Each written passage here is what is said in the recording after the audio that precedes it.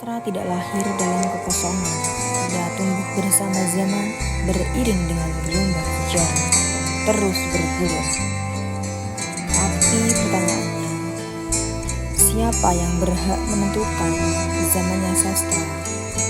Siapa pula yang menetapkan bahwa inilah angkatan ini dan bukan yang lain? Dalam sejarah sastra Indonesia, istilah angkatan dan periodisasi digunakan untuk mengelompokkan karya dan pengarang berdasarkan kurun waktu, gaya penulisan, serta semangat zamannya. Kita mengenal nama-nama seperti Angkatan Balai Pustaka, Angkatan Bujangga Baru, dan Angkatan 45. Bahkan Angkatan Reformasi. Namun, pembagian ini bukan tanpa masalah. Penentuan angkatan seringkali bersifat subjektif dan bias sejarah. Apakah semua pengarang yang hidup pada masa tertentu otomatis tergolong dalam satu angkatan?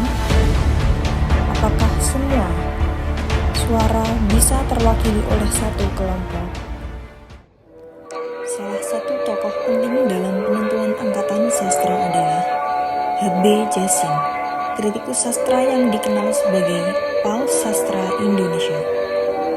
Namun, keputusannya tentang siapa yang termasuk dan tidak termasuk dalam suatu angkatan kerap menuai perdebatan. Ada penulis-penulis besar yang tak masuk dalam periodisasi utama karena mungkin gaya, ideologi, atau tempat mereka menulis tak sesuai arus utama. Ini mengangkat pertanyaan, seberapa representatifkah periodisasi itu?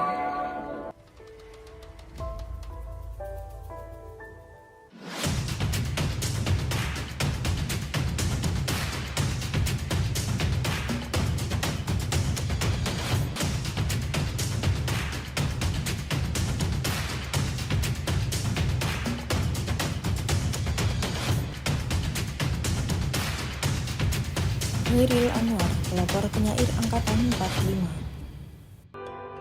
Khairil Anwar dilahirkan di Medan, Sumatera Utara pada 26 Juli 1922.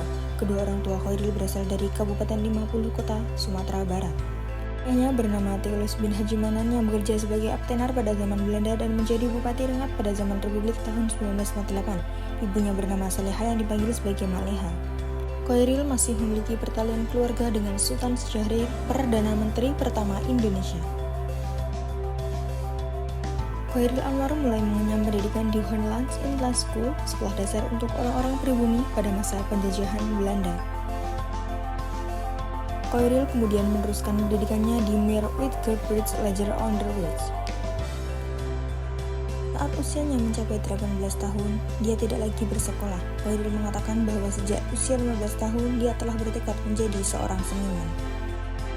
Pada usia 19 tahun, setelah perceraian orang tuanya, Khairil bersama ibunya pindah ke Batavia, di mana dia berkenalan dengan dunia sastra. Dunia remaja Khairil tak lepas dari perempuan. Beberapa nama sempat dekat di hatinya seperti Karinah Muarjono, Ida Nasution, Sri Ajati, Gadis Rasjid, Sumirat, Dinta Maila, Tuti, Inamia. Khairil kemudian memutuskan untuk menikah dengan Hapsah Wirareja pada 6 Agustus 1946.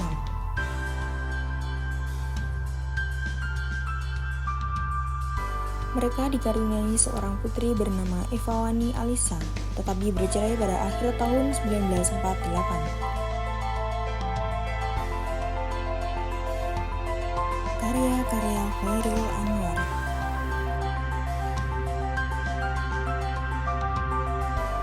Saat pertama kali mengirimkan puisi-puisinya di majalah Panji Pustaka untuk dimuat, banyak yang ditolak karena dianggap terlalu individualistis dan tidak sesuai dengan semangat kawasan kemakmuran bersama Asia Timur Raya. Nama Khairil mulai terkenal dalam dunia sastra setelah pemuatan puisinya yang berjudul Nisan pada tahun 1942. Saat itu ia baru berusia 20 tahun.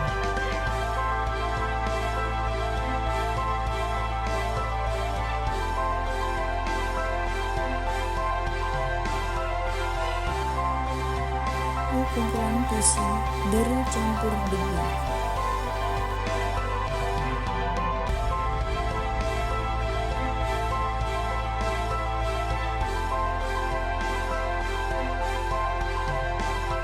Buku kumpulan puisi Kerikil Fajar dan Yang Terampas dan Yang Putus.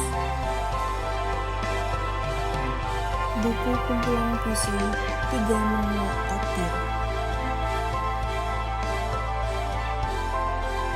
Buku kumpulan puisi Aku Ini Binatang Jalan.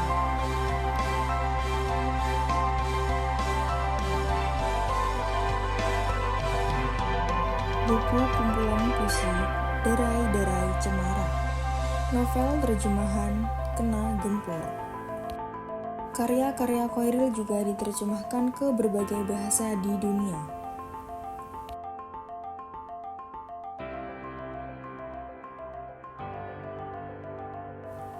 Khairil meninggal dalam usia muda di Rumah Sakit CBZ atau sekarang Rumah Sakit Dr. Cipto Mangunkusumo, Jakarta pada tanggal 28 April 1949.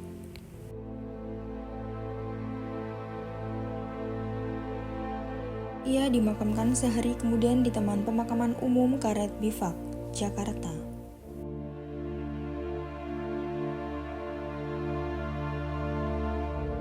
Chairil Anwar terkenal sebagai penyair yang hidup dan matinya tidak dapat dilepaskan dari puisi Indonesia modern sehingga ia menjadi pelopor angkatan 45 dalam sastra Indonesia.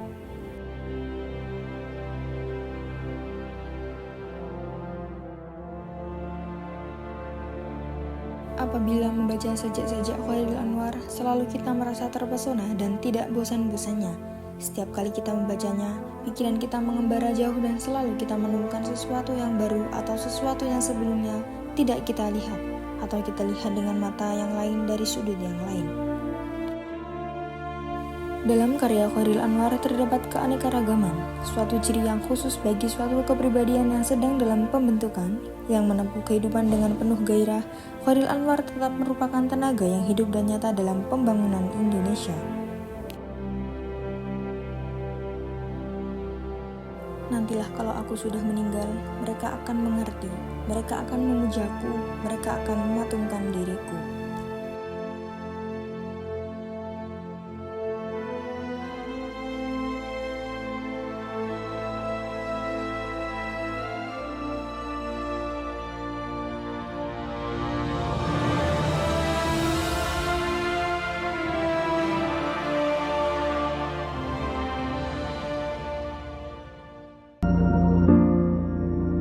Terima kasih, Guru. Karya Chairil Anwar.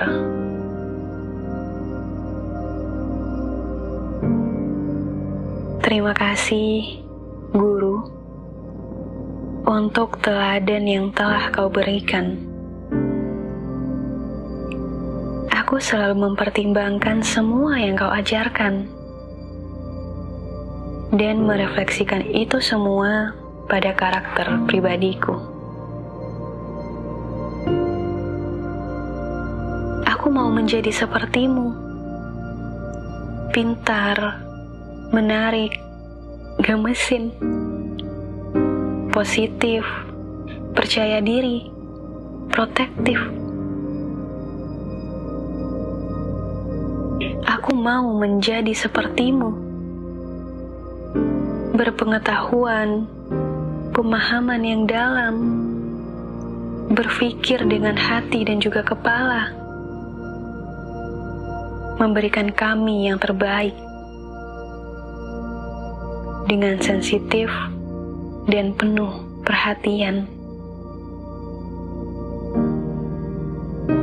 Aku mau menjadi sepertimu,